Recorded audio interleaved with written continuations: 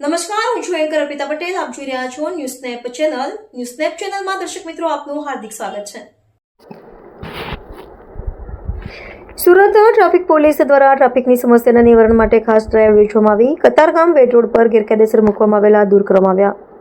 Traffic police દ્વારા પાલિકાની team સાથે રાખીને કામગીરી કરવામાં આવી. રસ્તાની અડચણ રોડ પર લારી ગલ્લાઓ પાલિકાની ટીમ દ્વારા જપ્ત કરવામાં આવ્યા. સાથે નિયમન કરતા વાહન ચાલકો વિરુદ્ધ પણ કાર્યવાહી હાથ ધરવામાં આવી. પોલીસની આ કામગીરીને કારણે વેટ રોડ પર ટ્રાફિક સમસ્યાનું નિવારણ થશે. છેલ્લા ઘણા સમયથી લારી ગલ્લાનું દબાણ રસ્તા પર લોકો માટે માથાનો દુખાવો બન્યું હતું. રિપોર્ટર નૈતિક રેશમવાળા, સુરત. કતારગામ વિસ્તારમાં સિંગણપુરથી લઈને વેટ ગુરુકુળ સુધી અમને અવારનવાર ટ્રાફિક સમસ્યાઓની રજૂઆતો મળતી હતી.